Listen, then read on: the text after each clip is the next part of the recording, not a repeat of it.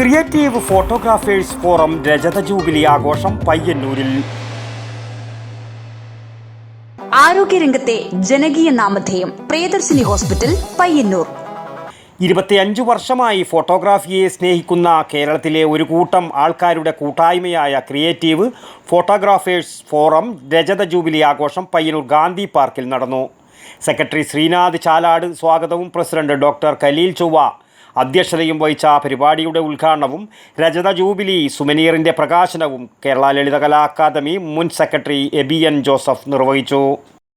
സെൽവൻ ഒരു ക്യാമറ വാങ്ങുമ്പോൾ തിരുവനന്തപുരത്താണ്, വളരെ അടുത്ത കാലത്ത്.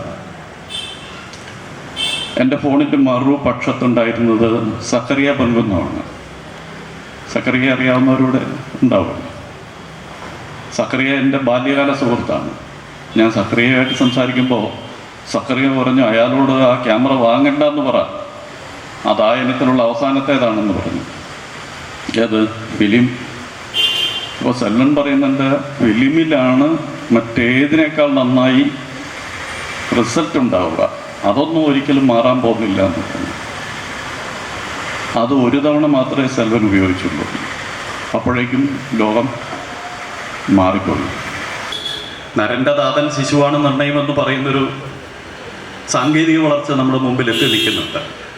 ഏറ്റവും പുതിയ വിഷ്വൽസിനെ കുറിച്ച്, വിഷ്വൽ ആർട്ടിനെ കുറിച്ച് പറയാൻ ഏറ്റവും പുതിയ കുട്ടികൾ നിൽക്കുമ്പോൾ ഇവരെ പോലുള്ള ആളുകൾ ഏറ്റവും പഴയതിൽ നിന്ന് അനുഭവ പാഠങ്ങളുടെ അടരുകൾ നമ്മുടെ മുമ്പിലേക്ക് സമർപ്പിക്കാൻ നിൽക്കുമ്പോൾ നമ്മൾ ഇതിൻ്റെ ഇടയിൽ ഒരു സംഘർഷം, ഒരു സാൻഡ്വിച്ചിൽ എന്നുള്ളത് പോലെ അനുഭവിക്കും. അപ്പുറവും ഇപ്പുറമുള്ള രണ്ട് കാലം നമ്മളെ ഇങ്ങനെ ചേർത്ത് നിർത്തുകയാണ്.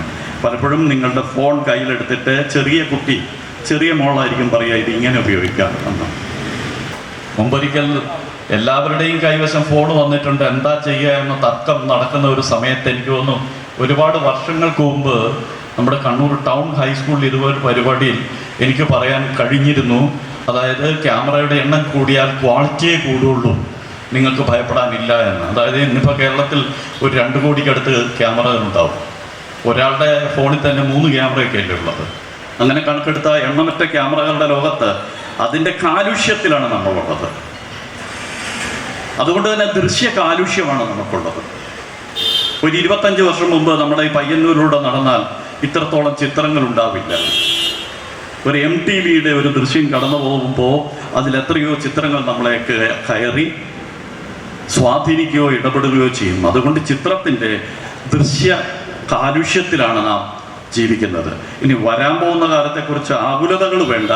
നേരത്തെ കലീൽ മാഷ് സൂചിപ്പിച്ചതുപോലെ മനുഷ്യൻ ഇടപെടാത്ത ഒരു ലോകം ഉണ്ടാവില്ല എന്ന് നമുക്ക് ആശിക്കാം. പക്ഷെ ഒരു കാര്യം ഉറപ്പുണ്ട്, മനുഷ്യനില്ലാത്ത ഒരു ലോകം, അങ്ങനെ ഒരു പ്ലാനറ്റായി ഈ പ്ലാനറ്റ് മാറിയാലും പ്ലാനറ്റിന് കുഴപ്പമൊന്നും ഉണ്ടാവില്ല. മനുഷ്യരുണ്ടാവുക എന്നത് മനുഷ്യൻ്റെ ആവശ്യമാണ്. അതിനു വേണ്ടുന്ന ഒത്തുതീർപ്പുകളും വിട്ടുവീഴ്ചകളും സന്ധി സംഭാഷണങ്ങളും നാം പ്രകൃതിയോട് ചെയ്തുകൊണ്ടേയിരിക്കേണ്ടി വരും. എല്ലാവരെയും അഭിവാദ്യം ചെയ്തുകൊണ്ട് ഇതോടനുബന്ധിച്ച് യൂണിറ്റി ഫോട്ടോഗ്രാഫേഴ്സ് വാട്സാപ്പ് ഗ്രൂപ്പുമായി സഹകരിച്ച് നടത്തിയ സംസ്ഥാന ഫോട്ടോഗ്രാഫി മത്സരത്തിൽ 1ാം സമ്മാനത്തിന് അർഹനായ സുനിൽ പുനർക്കര, 2ാം സമ്മാനം കരസ്ഥമാക്കിയ ബോണി എം കലാം, 3ാം സ്ഥാനം കരസ്ഥമാക്കിയ റെനീഷ് KR എന്നിവർക്കുള്ള അവാർഡ് ദാനം പ്രശസ്ത ചിത്രകാരൻ KKR വെങ്ങര നിർവഹിച്ചു.